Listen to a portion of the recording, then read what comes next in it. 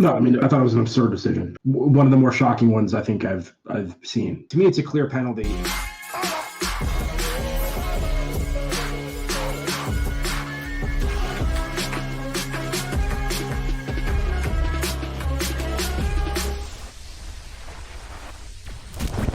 Hey, willkommen zurück auf Schalke America. It's a Victory Monday. I'm your host, Richard. Joining me as always, co-host Jack. How are we doing? Monday, as you said, and a big one. That, given the opponent and the time of year here, almost heading into the winter break. So, We do have a lot to talk about. We're coming to you live from the snowy Midwest, both of us here. It's a Victory Monday, and this is our 10th Victory Monday this year, Jack. This equals the amount of Victory Mondays we had all of last season. Wrap your mind around that just for that for a second. That's not even at the Christmas break yet. We're at 10 wins already. What a victory year it's been thus far. It's been fantastic. I mean, I think it's well beyond any expectations I could have had coming in. And I hate to keep bringing up NFL football on the Schalke podcast, but the parallels between the Bears and like the Schalke this year, it really is crazy. I'm not used to this. Like both teams are just surprisingly kind of at the top of the heap as we head towards December here. So yeah, pretty crazy. Yeah, and I think with all this Victory Monday, it's due for a little bit of celebration. So let's celebrate with the boys here for a little bit. Just get into the mood here. The boys having fun with Bryan Lasme. Obviously, he scores the game-winning goal in this one. Wow, what a performance in this one! A stark contrast to the game we saw at Hanover, the week before. Kick things off before we get into the lineups and stuff like that. Shout out to the tifo that happened before the game. Unreal tifo. Actually happened in the 11th minute, not before the game, in the 11th minute to celebrate 150 years of the city of Gelsenkirchen becoming a city. And this is, a city of 1,000 fires. See the full choreograph here. And it was really well done. You rarely see that happen during the game. It's usually before, Right. breaks. And so that was a nice touch. But, in the 11th minute, happened in November back in 150 years ago. So I thought it was very nice touch by them there. Yeah, I mean, the Schalke tifo game is on point as it usually is. I think we're spoiled, with our diehard German fans over there in the Nordkurve and the displays they put on a pretty regular basis. So yeah, another great one from me. And I agree, doing that kind of in the middle of the game is always more interesting too. When 12 minutes in, whatever, and starts raising up. Yeah, 100%. Lineups in the game. We were the host team. First look at the road team. We had Paderborn, two teams, top of the table. A lot of big matchups. I think like 3 or 4 big matchups, top 10 matchups this weekend. But obviously the top spiel was us against Paderborn, 1 versus 2. As we always say, anytime there's a former Schalke player, there's a 50% chance they're going to score. And of course, they have Calvin Brackelman, who wasn't playing in defense for them. But as well with him, you had Felix Gotze, brother of Mario. You had Scheller in defense with Seaman, the goalkeeper on loan from Stuttgart. Midfield, you had Hansen, Bauer, Zeneda, and Obermeier. Top, you had 2 very talented players, and Bilbia, who's been notoriously Schalke torture there, and then Lorraine Kurda, who's having kind of a rocket of a season, coming all the way from the 5th tier to now he's doing pretty well for them. And then Tigges up top. For me, always was going to be the main danger man is Bilbia, just because he's done us dirty for a long time now. But that's kind of who I looked at in this game. Who are you looking at Paderborn before coming to this? No, I agree with all of your shouts. The only other one is just fortunately on the bench as well was Sven Mikkel, who I feel like has done some damage in the past and is always dangerous. So I wasn't pleased to see him, make a cameo later in the game, and he was involved in a couple moments in the box that kind of got you nervous because it can never be easy. But no, never easy. But speaking of never easy, you got Loris Karius in goal. It's a guy who not only is our starting goalkeeper, but moonlights as a model and a DJ when he's not playing soccer. So, I guess he's set up for a career afterwards, but he's in goal. Back 3 did not change. Ihan, Katic, and Kurchai. Midfield 4, midfield 5 kind of changed a little bit. You had Valentevitz kind of pushing back to the right wing spot. You had Elfawzi and Schallenberg normally in their normal spots. Vitaly Becker returned to the lineup, which is a huge help. And then behind Musa Sol, you had Kenan Karaman and Antwi Ajay. Good to see Jimmy get in there. alongside Kenan Karaman. Thoughts on our lineup in this one? Yeah, I don't know. I think it's notable that we're still not seeing a ton of Sanchez outside of cameos for the most part. I mean, like he's made, a number of appearances this year, but still a lot of them are off the bench. So I think we were wondering after some of those injuries happened earlier if it was how much of a rotation it was going to be. And I do feel like, Ian's kind of been the guy for the most part. Yeah. I like Valentovic, what he brings to the table in the matches. I think he's been bright, so I'm not surprised to see him getting more opportunities to start. And then, Antoine, I thought this was probably his best performance or one of his better performances since, maybe a couple of ones earlier in the year that we've talked about where he's just significantly more active and pops up consistently on the ball in a lot of, different areas of the pitch, different phases of the game. And I thought he was doing that again. So, a very nice active counterpart to Karaman at that kind of part of the pitch. Yeah, I agree. And, we two of the talking points for two of the key guys for last game against Munster, who weren't really active.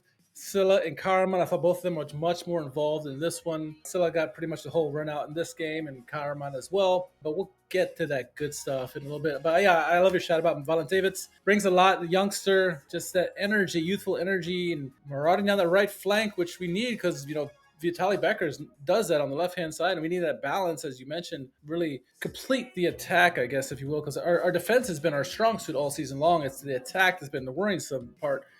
And I kept mentioning, like, if we can get the wing play involved, get the attack more involved, get some service up to the people up top, we have a better chance of scoring some goals. We just can't make it at the expense of the defense. So I love to see that lineup there in this game. We mentioned the Tifo in the 11th minute, which is fantastic to see. But before that, the danger man we pointed out, Bilbia, gets a shot attempt in the 7th minute. Good defense by Schalke, really acknowledging the threat that is Bilbia and ready for his shot there. And then in the 8th minute, we got our first bit of controversy or excitement. Penalty shout. Great pass into the box of Musa Silla. He gets taken down by aforementioned former Schalke player Brockelman. Automatically, the referee calls for penalty, and Kenan Karaman grabs the ball. We're all celebrating. I go to VAR, and we're like, well, what are they checking? VAR says it's not a penalty. It is a foul. It's a yellow card on Brockelman, but it was outside the box. Did you agree with that? Because live, I certainly didn't agree with that. What were your thoughts? I thought it was an absurd decision. One of the more shocking ones I think I've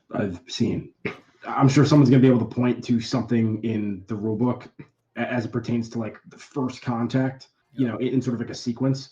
I don't understand that at all. There is definitive contact in the box. There is an arm extension from the defender that immediately precipitates him falling down. Not like, the arm is already extended and there's no contact. He literally extends the arm and pushes him in the back. You can argue it's not, enough contact to warrant him taking that action or something, in which case it's simulation. You give still a yellow card. You didn't do that. You called a foul. Like, to me, it's a clear penalty. And even if it isn't a penalty, it's certainly not a clear and obvious error where VAR, I feel like, should even be talking to the officials. So, I mean, if they're saying that, like, oh, it's all kind of one simultaneous action, and because that action was initiated outside the box, therefore it's not a penalty. I mean, so what? Like a player could run 50 yards and they're touching each other, and then there's a foul in the box, but it happened 30 yards back. So that's like the beginning. That just seems like insane to me. So yeah, I don't even know why the referee was being spoken to, and it is beyond me why he decided he needed to reverse that. Don't know what your thoughts are if you differ from me, but I don't understand it. So I'm waiting for someone to explain to them in the comments. Maybe you can to me.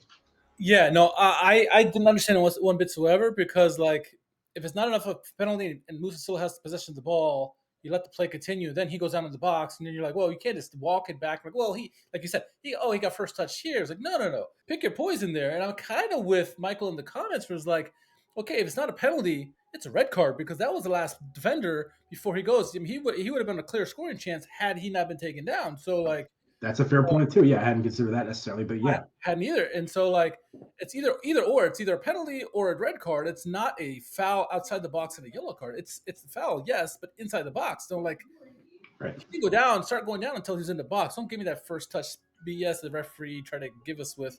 Made no sense to me. I was infuriated by that.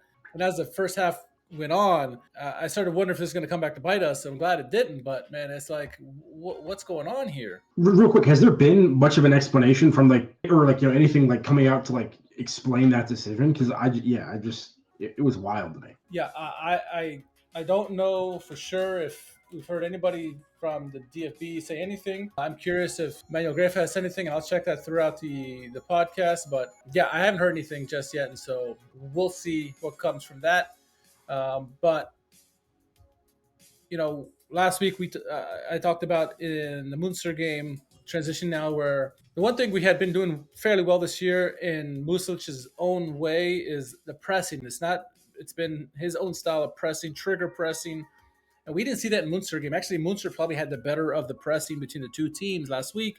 And it was really a weak point for us last week. And so you saw a great example of how we came back to that pressing mentality. A good example, if you go back to the tapes, 22nd minute or so, there's a play where, Schalke's pressing the goalkeeper, forces a turnover, and then Schalke keeps bringing extra bodies to try to outnumber the Paderborn players every time the ball is around. And so they kept just throwing wave after wave of players, just confusing the Paderborn defense and causing turnover, causing chaos for Paderborn back there. And that's kind of like what Muslic has gotten us back to. You got to give him credit for righting the ship. There was doubt whether, we could sustain what we've been doing so far this year. And then he gave us a quick reminder, yes, we can. If we do this right, if we listen, we're disciplined, we can press this. So I thought, at least for me, I don't know about you, but I thought the pressing in this game was far superior to what we saw last week against Munster. What are your thoughts? Oh yeah, for sure. And I thought Paderborn did a pretty good job disrupting us as well at times. And I think our pass completion in the first half was pretty rough. Although some of the attempts we were taking. Yeah, I agree.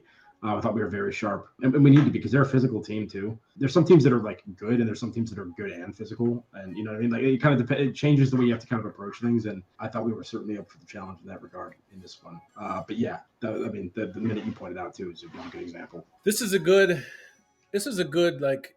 felt like a top spiel game. It felt like two teams who were good, who deserved to be there, who everything they've done so far this season had looked up to, because both teams were trying to trade attacks or making the opposition feel uncomfortable. And you start to feel that Paderborn was starting to build more and more into that first half. The first real danger moment for me should have been an eye opener for Schalke's defense. 36th minute, Matic nearly scores an own goal. Luckily, our goalkeeper was paying attention and saved it, but it was a bad almost. It looked like it was on target.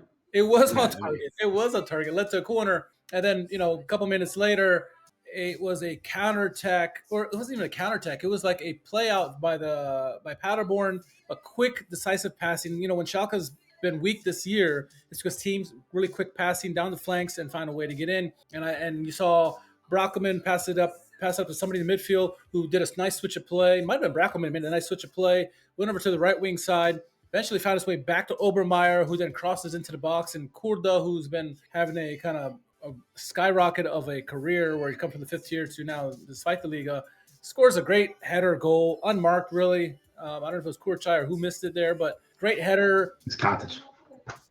Okay. Well, okay. So Kurchai was behind where Kuda was flying in. Katic was kind of setting up in front of him and sort of glanced over and looked at where Kuda was going to be running from beforehand. And then when the ball was in the air, just didn't really make any attempt to find a body, and also didn't really make an attempt to go for the ball. So I don't know if he thought Kurchai had it or something, but to me, the first line of defense there was Katic, and he may have been a little bit out of position slightly or something. But it was a really good ball from Obermeier, really well placed. And like you said, I hate that it happens against us, but it is a cool story. You have to give him the credit there, Korda. Now, I don't know how about you, but at the time, and I haven't seen the goal since, but it felt like Karius could have done more on that goal. It looked like he didn't stretch out as much as he could have. Maybe it's just me. I mean, did you get that feeling, or just me feeling during the game? I have to rewatch it. That wasn't the sense I got when I saw it the first time, but I take a look at it again. Maybe I was just pissed that they scored a goal. I don't know. And, trying to find an excuse for somebody. I don't know. But that lead by Paderborn, which you hate to go down in a game, especially to a team that's higher than you in the table, who are really good, know what to do with the lead. Didn't last very long. It lasted only a few minutes, and really to the third minute of stoppage time, where this is arguably a goal of the season contender right now. The pass comes over the top, and I don't remember I think it was El Fauzi to Silla. Silla finds it, slots it through to Karaman. Karaman does this deft touch around the first defender, and then sets himself up, moves the defender out of the way, and then shoots it rocket past the goalkeeper. At first glance, you're just thinking, okay, it's a nice goal by Karaman. You watch the replay, the technicality by Karaman. This is an exquisite goal for a guy who we often say like scores these goals, he does nothing, then scores these like Messi type goals. This was a Messi type goal that he scored with his footwork.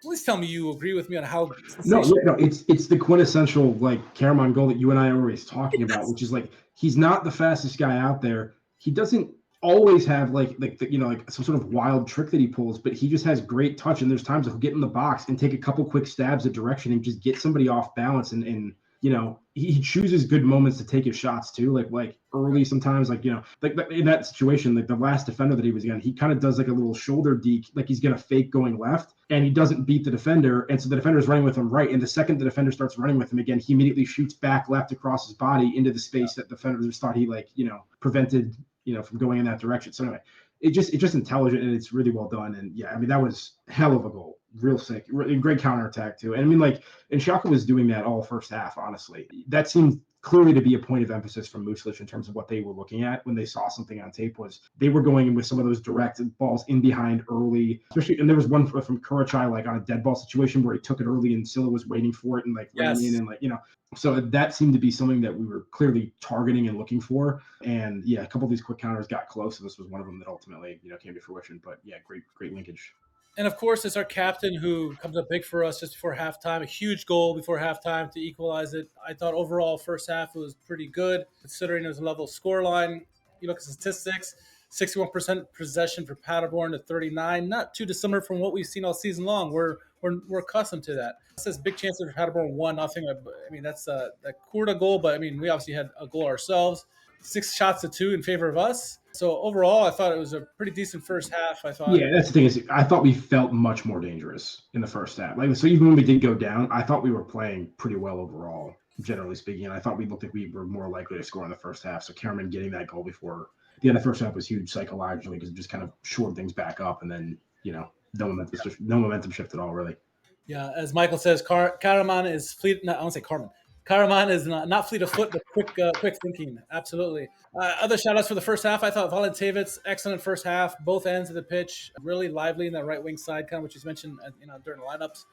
A nice welcome addition to complement Vitaly Becker on the left-hand side. And obviously the midfield duo of Schallenberg and El Fauzi just doing their thing, bossing in that midfield. So I felt good. After the first half. Second half, we have not come out of halves very well. Brockelman had a header just over the corner bar or just over the crossbar. Very cagey to start the second half. But then we started growing more into the game.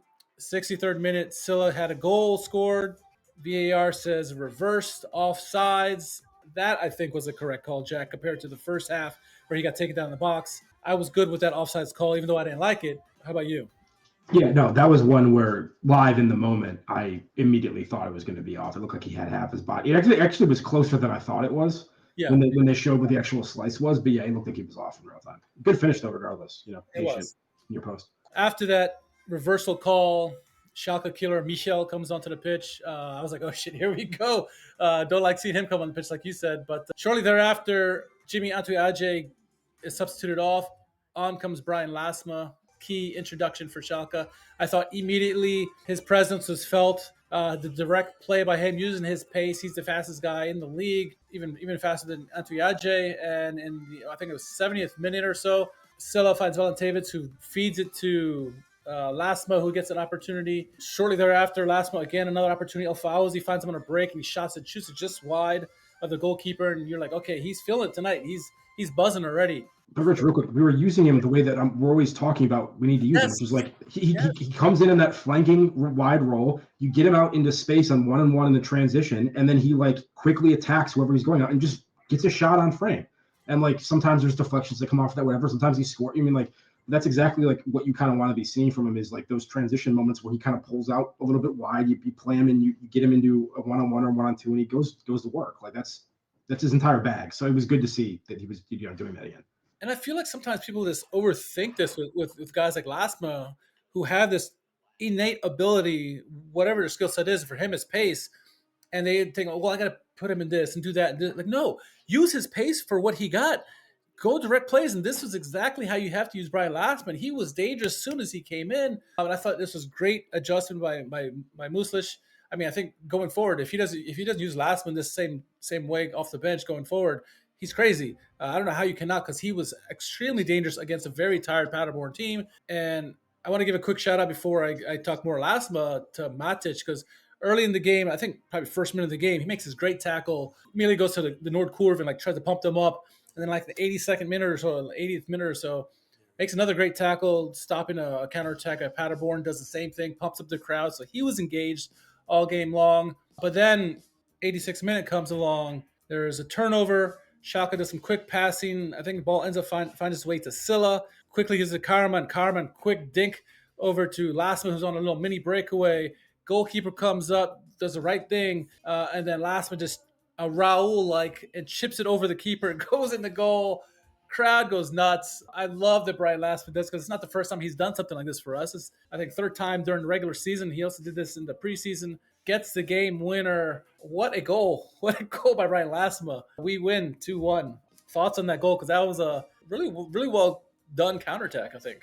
Yeah, no, yeah. Once again, like quick combination play, which we saw on multiple occasions in this game, and it's just like we're so starved for that as Schalke fans, like competent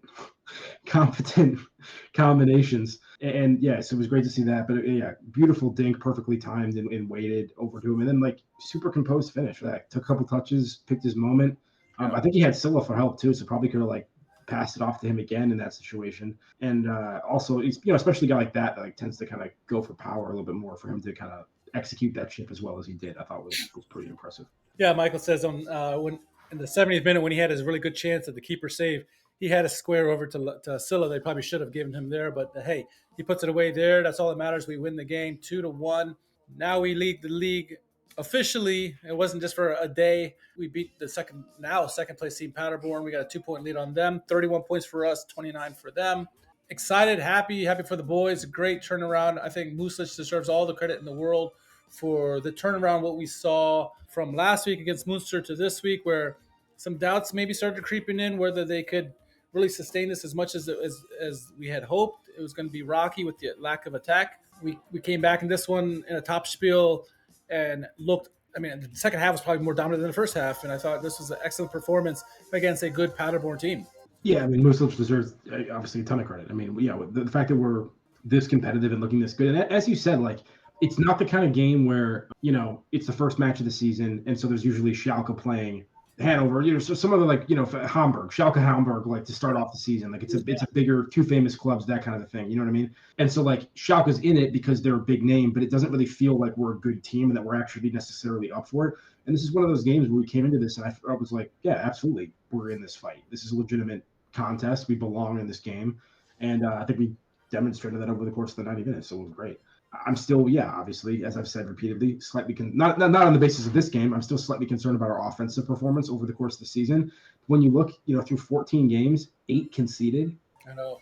It's incredible. We're the only team I think with single-digit goals. We are. Yeah. This point in the season. Hertha, okay. Looks like Hertha's close. Yeah. I don't really care about Hertha. Same.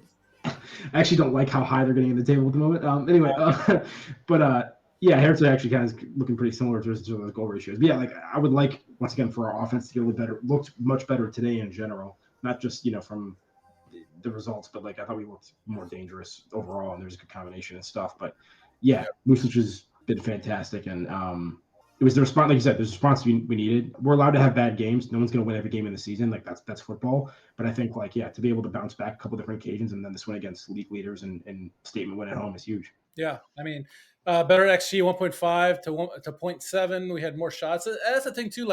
It's not that we're not getting chances. We have 14 shots. We usually get double-digit shots. It's just that the quality chances aren't always there. And I think that's what we've been griping about, is that we need to do better, create more dangerous opportunities against. And so we saw a little bit more of that in this game. Certainly made their keeper work a little bit in this game. So yeah, good win all the way around. And then usually, as we do when we win a game, we try to find out any of our guys make the kicker best 11. Well, sure enough, Captain Karaman does. He's the only Schalke player to make it in there, but he makes it in there for his his sensational goal. Good for him. And he's not trying to get too ahead of everything. Obviously with now everyone's talking promotion, this and that with Schalke, he's trying to keep us grounded. He's like, look, this is a wonderful moment which we all can enjoy, but we're keeping both feet planted firmly on the ground. He's like, we're not going to look too far ahead. It's just we can't. We know how it's been before. We got a long way to go. We're not even at a midway point. We need to slow down, enjoy it, and take it game by game. And I think that's the best way to do it, considering all the hype now and attention that Schalke is getting, not just in the Zweite Liga, but all around Germany, and people in Europe are now like, okay, hey, Schalke trying to get back in the league. I get people messaging me all the time like, hey, how about Schalke? Look at that. Yeah, and I'm not even saying we're favorites yet. It's just, but it's we're legitimately, in the conversation for promotion, and that's great to say. Yeah, early in the season, after we rattle off a couple wins, you don't know if it's legit or not. And I think at this point, with the teams we've beaten and the performances we put in, we can definitely say it is. So, as we have been doing, 4 talking points from this game. We'll kind of run right through these. First one, the redemption narrative. We're going to talk about Bryan Lasme, right?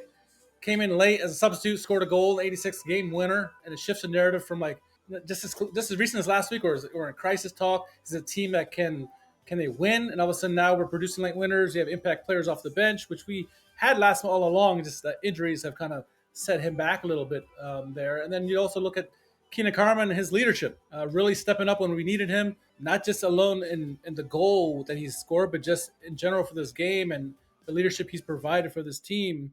When it's down, he's the one who steps up. And so both those players really getting a kind of redemption for themselves in this mini part of the season. Thoughts on the impact that both those players had, not only in this game, but so far in the season in general? Yeah, well, I mean, Lasme had a couple of winners like earlier in the year towards the start of the season. I think one of them was in the DFB Pokal too, right? Yes, 107th minute. Yeah, right. So I think it was, I know there's like, injury bugs and everything like that, but I think it was, a little bit frustrating. We're like, oh, wow, like this is the best Lasme's looked in a while, like in a Schalke, kid, maybe in his tenure, like in general. And then he just hasn't been as involved recently for it, so yeah, to see him, get the nod and, have close to a full half hour to kind of work with, I thought was great. And he used his minutes well, made an impact. And like you said, I mean, like, obviously it's going to be match dependent. There's going to be certain things that, Moose is just going to be looking for, but like, yeah, more often than not, like if we need a goal, it's kind of like a no-brainer option to have, like get some fresh legs, especially if it's like an older, guy like Antwi Ajay, who's like, starting the 90 and puts, 60 minutes and whatever. It's not a difficult call to get that kind of impact off the bench. It's kind of crazy too. Like Antwi Ajay is one of the fastest guys in the league at 31 years old. And so the way Muslic uses him is not the way you would use a speedster in general. It's just good to have that option. There was a play early in the game where Antwi Ajay kind of like marauded down the field, kind of showing that pace, but like he doesn't use it that often, only uses it when he needs to. Lasme, on the other hand, is a guy who wants to use it. He's like a thoroughbred who wants to be out there racing, and you got to feed him. And we did this really well, coaching absolutely spot on, the way they use him in that second half. And ultimately, like I think, kind of going back to Karaman, I think Karaman kind of dictated how this game went. His teamwork, his footwork, his vision, calming the team down when they need to, getting people's faces when they had to. There was a point in the game where, I don't remember who it was. I think it was Kurda trying to get a fight with. Oh yeah, real Karaman and Schallenberg, and so a couple times their players were going head to head after each other. So, I think it was like Becker had the ball on the edge of the box. Yes. And a defender, Paderborn player, came in to like tackle him and like didn't even make contact with the ball, just kind of like body slammed him. Yeah. And I guess was laying on the ground. And Paderborn was trying to say it was like a foul on Becker, which I don't really know if I see that at all. But like, yeah, I think Kurda and Karaman were almost coming to blows, it looked like, for a bit. But Schallenberg got involved too. He's usually the quiet one, and he got involved too. So it's great to see. Somebody said something to him, like, or said something specifically that like really set him off, because he looked like he was okay at first, and then he started like freaking out and following somebody around. I don't know if it was like Bilby or whatever that did it, or whoever it was over there, but yeah. No, for sure. Speaking of Schallenberg, takes us to talking point number 2. That midfield duo provides us, tactical flexibility, and is obviously one of our strengths, along with the defense. They being El Fauzi and Schallenberg bring us legitimacy in that midfield, I think, that we haven't had in a long time, where we are all comfortable with those two in that midfield, where for a long time we weren't sure who the midfield pairing were going to be. Is it going to be Schallenberg? Is it going to be Bachmann? We don't know who's going to be. Gruger was going to be mentioned at times, and El Fauzi and Schallenberg have formed this duo together. I mean, they're going out together when they go to visit the Schalke clubs around Germany. They're going out together, which is great to see. They truly have a formidable, strong bond.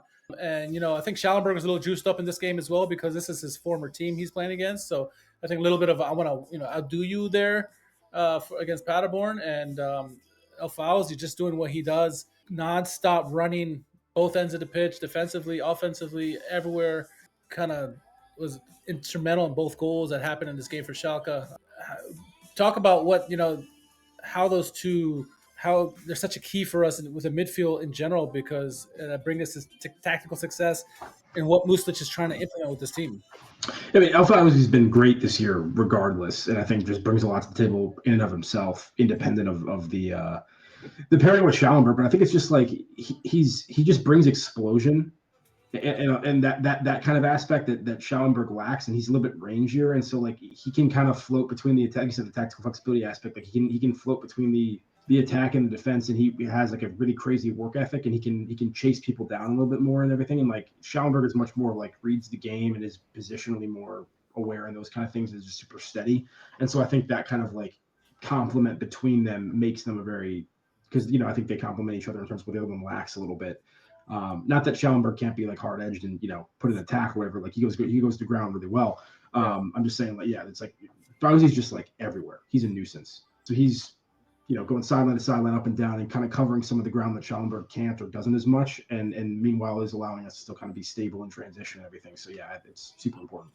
He reminds me of, and I don't know if you'll get this reference. He reminds me of the old, Milan days when you had Andrea Pirlo and Gattuso in there, and they're slightly different profiles, but you had one player is more reserved, Pirlo like a Schallenberg, quiet back there, and you had the other guy who's aggressive, all over the place. You can't turn around if the opposition and not see this midfielder in your face. You have the El Fauzi just all over the opposition play, and I don't remember if it was first half or second half, but like El Fauzi's chasing Del Bilby on his own end, fighting down to the corner, just both of them fighting for the ball, and they both are working hard for it. But El Fauzi just like a bulldog, does not stop no matter what, and I love that about him. So yeah, those two together are a perfect fit. And like not even like the I mean, this is kind of going away from like the original question you asked, but also like the number of like kind of nice flicks and like deft combination touches he had, like too. So it's not just like the energy and the work rate, which we love. We love the tenacity. Every Schalke fan's gonna love that kind of effort and work rate and drive and determination, whatever. But like some legitimately nice silky football at times too, which is great to see. This kid, he's super impressive. Like really great signing to find him out of the third division. Absolutely, Baumann gets all the credit for that, no doubt about that. Wasn't Manga for that on that one. Moving on to the third talking point, what we saw against Munster was a lack of anything in that second half. No urgency. Even when we went up a guy, it just seemed like we had nothing. In this game, second half dominance, I thought we really showed some mental fortitude after going down 1-0, getting a quick goal, and then kind of like taking over in that second half, trying to really get the lead. So there's that, the mental fortitude part, and then also battling through like the VAR drama and some of this other nonsense going on through the game where could have old Schalke would have derailed us. And it goes back to the mental side of it where like we're so much stronger now. We are clearly under Muslic's like mental whatever he's implemented on his Jedi mind tricks with us, but like we are so much stronger now because of Muslic, and like we don't let those little things derail us. Where in the past our whole game would get destroyed and we'd go down 3 goals easily. And so the resilience is back, and we saw that from last week to this week. We are legit. Yeah, no, that's definitely a huge part. I think we've had issues for sure in terms of kind of compounding some of our own errors and allowing things to get a little bit more out of control than they should have been in a number of games over the past couple of seasons. I think some of that just comes from winning though. Yeah. When you win a lot of games, you inherently have more self-belief, and like going down, early isn't going to affect you as much. Like it didn't seem like it did. Like, yeah, the VAR thing was obnoxious, but like, we were right back at it. Like immediately after, and then we ended up scoring, and equalizing a couple minutes later before half. So like, yeah, like I completely agree. I think the resilience and the evenness of the team is much more noticeable. There were a lot of, I think, more emotional swings in the past for sure. Yeah, and that's such a welcome side, because so many times in the past, one little thing go wrong, we were just be like, oh man, now the team's gonna implode here. But we don't see that with us, and it's that swagger is back. It's not it's that mental fortitude, but now they got a swagger because winning is contagious, and then you start feeling okay, we can come back, and such your captain is doing all this dirty work. He's like, okay, I'm gonna go fight for him. Let's go, let's go do this. And you guys got guys like Matic and Kurchai and Becker making all these these crunching tackles, and El Fauzi all over the pitch. It's like Kurchai had another classic one where he threw one in and then was like talking to the crowd and getting everyone hyped up like shortly after the winner from Lasme. And or even like Karius coming out in one play and taking out Matic, going for the ball. Like you want to see a goalkeeper to be aggressive. It's like everyone is taking control of their position and owning it, and I love seeing that in this game at least. Maybe not so much last week, but it's a good welcome change from what we've seen. So I'm all about what Muslic is doing right now. The guys are absolutely feeding off of him, and as a result, now we are back at the top of the table, or we are at the top of the table, putting pressure on everyone around us. Obviously, we're a name that's amongst many names who are vying for promotion. Not only Paderborn, but also Elfersberg, who got a result this weekend. Hanover, who won big. Darmstadt, even the team in Berlin that we have failed to mention. Kaiserslautern, even they're a far shout in Karlsruhe too. So like we're putting pressure on these teams. We're keeping it up. As I said at the beginning of the podcast, 10th win already this year. We had 10 all last year. It's good to see we're putting pressure and enjoying, embracing the favorite lead or favorite role for now.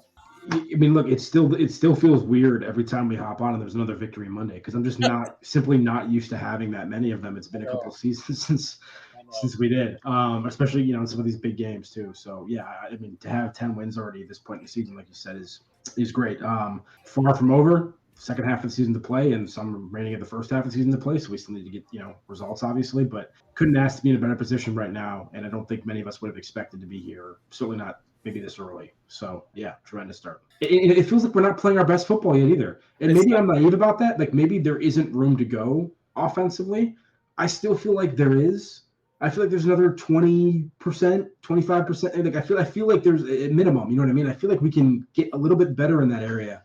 And so to be winning the league and not maximizing necessarily, but I'm totally there with you because I think defensively we're good, and I think Karius has been good, Schallenberg, Alfauzi have been good, but offensively we haven't reached our potential. I think there is a potential there because look, you saw that with Lasme coming off. You have someone as a super sub that you can use and exploit. You don't. Oh, by the way, we haven't even used Remmer or Hoyland yet, or anybody else that that could possibly come off the bench. Maybe have something with Valentavits now. Yes, you've Gantenbeim and Porat who have done well this season, but if Valentavits is going to bring us this energy that can match Vitaly Becker on the left hand side, and they can find a way to options. Isn't it great to actually have like multiple people at the right back position or like the right way, like that we're like kind of okay with play? Like it's like how rare is that for us? That's been like a thing for like I feel like a decade practically or more. We can squeeze more if we get the wing play to actually start doing effective crosses. We're getting shots, but we need to get dangerous crosses and play more direct balls. Karaman, Silla, and Atuaje, whoever's there with them, can start working together with Alfauzi and Schallenberg and create more dangerous opportunities in front of the net. We're only going to get better offensively. We have to, and I think that 20% is more than possible. And so we do that without compromising the defense. We're going to be a dangerous team. For now, we're just a consistent team, and that's good enough for where we are at the table. But to get to that next step, to be full swagger mode, like freaking Conor McGregor, we're going to have to get that ratcheted up just a little bit more offensively and really put the onus on everybody else to be like, shit, okay, let's play for second place and go and then ride ourselves home. But we're not there yet, and we have some room for growth. And I think we can, like you, we can get there somehow, some way, hopefully. Yeah. Thank you. I keep doing that. Yeah, I don't know. I'm optimistic. We'll see. I still have, the concerns that I've had for most of the season so far, but we've seen glimpses of I think what it can look like, and it's not even just like the chances that we score. Once again, it's some of the combination play in transition, even if nothing ends up happening in the final third. It's some of that stuff that I feel like has been so lacking. So when I see that just gives me more confidence and more hope as well in terms of what we can potentially accomplish going forward. So yeah. But tremendous start. And once again, to have 8 goals conceded through 14 is just remarkable considering we were one of the worst defensive teams in the season last year. Crazy. It's crazy. And I know people are saying maybe what if we bring in a recognized striker in January? I know Edin Dzeko's name's been floated around because of the Muslic connection. And I don't know if that would help, but I don't think that's going to solve our attacking problem by any stretch. I think it's the service is the issue more than anything else. And so until we start getting that, that's what needs to become better more than anything else. But I wouldn't turn down like a Dzeko type or a recognized striker. So all right, so that's that game.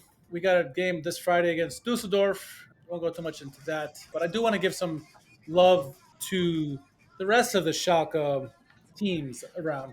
Obviously, last week we talked about the big Derby Sieger win against Dortmund for the Frauen. That was huge there. Well, let's see how the ladies are doing this week. They won 11-0.